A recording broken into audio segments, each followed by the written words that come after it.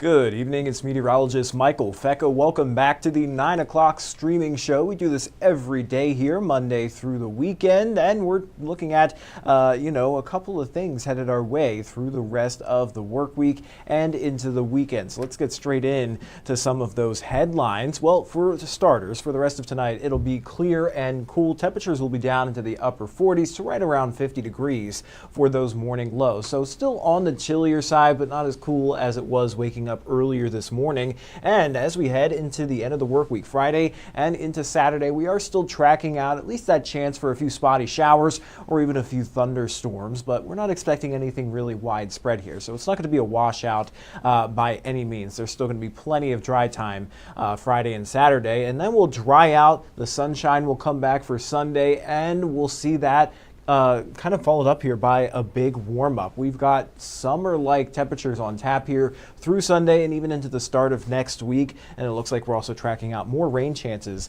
through next week as well, as we'll have a cold front sliding in from the west Monday, Tuesday, Wednesday, and we may even see showers lingering into the end of the work week. So maybe even a little bit more of an unsettled weather pattern for next week. So I'll break down those details here in a moment, but here's a look at what's going on out there right now. We've got two areas of low pressure. We're sandwiched right in between them. One is bringing some rain showers, even a few rumbles of thunder across portions of northern New England, and then that other system moving out of the northern plains, kind of skimming the United States and Canada border there, and that's going to send in this cold front that isn't going to quite make it into the tri-state. It's going to kind of move in from the west and then push off to the north. So we don't really see a full pass of that front there, but that's what's going to keep us so warm here through the end of the work week and into the weekend. But as that front nears, that's where we'll see that chance for a few spotty showers and even a few thunderstorms. But talking about today, I could see in the comments, Suzanne pointing out it was a beautiful day outside, and it was nearly perfect. I mean, it was plentiful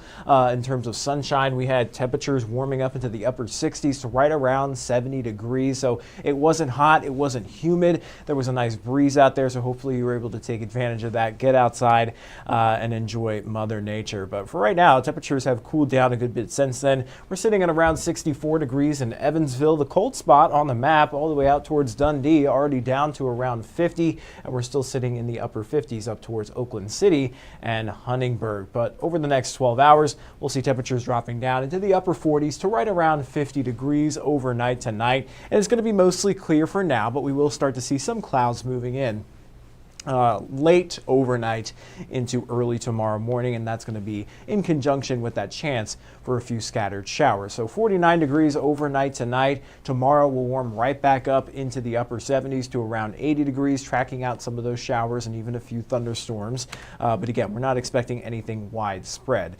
And in terms of that severe weather risk, there really isn't much of a severe weather risk. It's very low. Most of us here are outlooked for just general thunderstorms. If we do see a stronger storm develop, it may be across portions of southeastern Missouri and southern Illinois, where they may have enough strength for maybe some gusty winds or even some small hail. But nothing major headed our way, so the best chance for that severe weather still remains well off to our northwest, out towards Kansas City, up towards Omaha, Nebraska, and that's going to be extending out into Iowa. And then as we translate into Saturday, still looking at a relatively low severe thunderstorm risk. I mean, the northern half of the tri-state, north of the Ohio River, you do have that level 1 isolated risk for a severe thunderstorm. And again, if we do see a stronger storm develop, it would be capable of producing some stronger wind gusts or even some small hail. So again, nothing really to get too worked up about here, but keep that in mind, especially on Saturday. I know a lot of folks maybe have some outdoor plans. If you hear thunder, get indoors. You know that saying that goes, thunder roars, get indoors.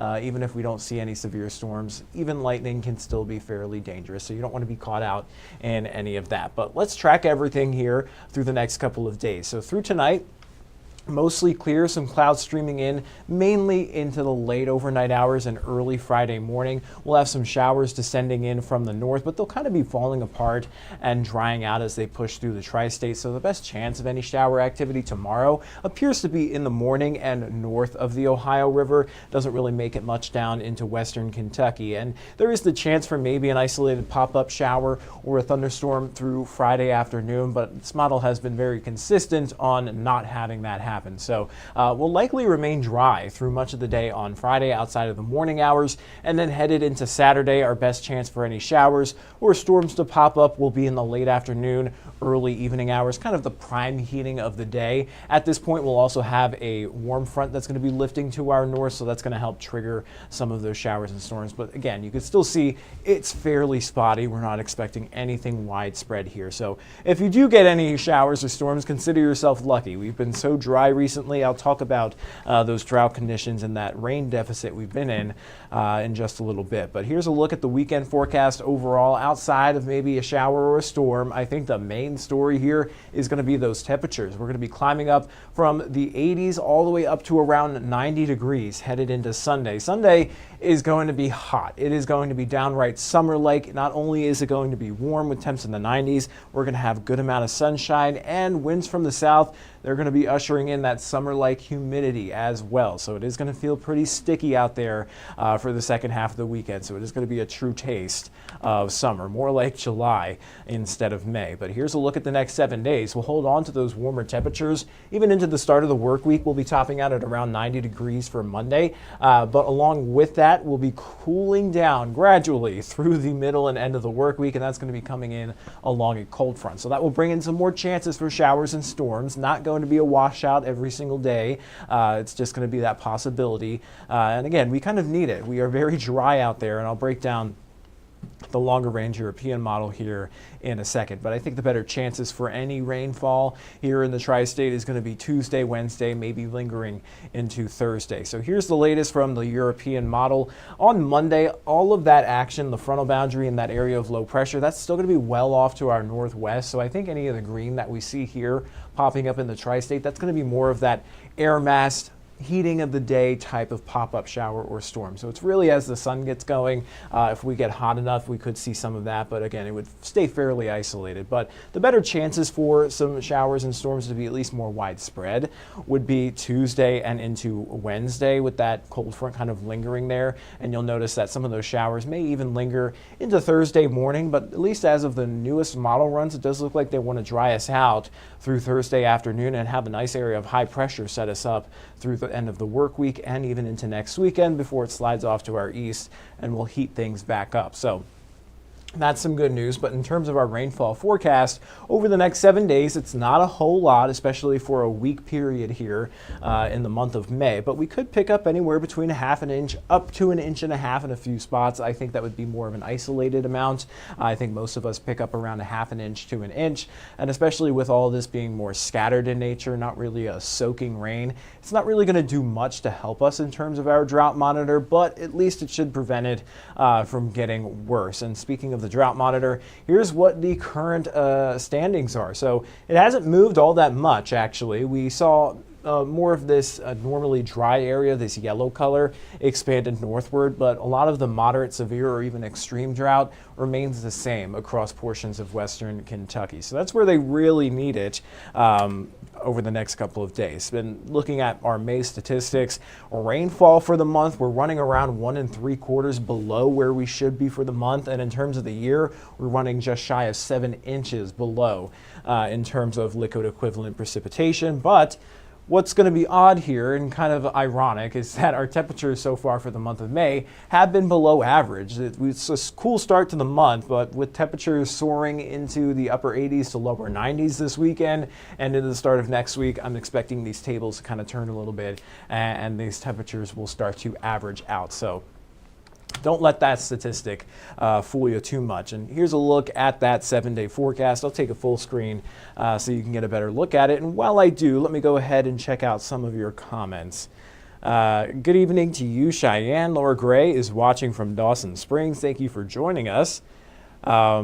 Zach asking about the rain next week, asking if it's going to be more of that every minute of every day, or is it just on and off periods? It's going to be more on and off periods of showers and storms. It's not going to be a washout at all, even though we kind of need it. It's that soaking rainfall that just lasts a whole entire day. That's what's going to really help us bust out of this drought, but it just doesn't really seem like that's going to be the case.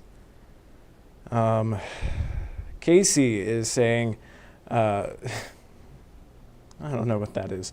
Hillary says tomorrow is her birthday and she's excited. I'm excited for you too. Happy birthday, Hillary.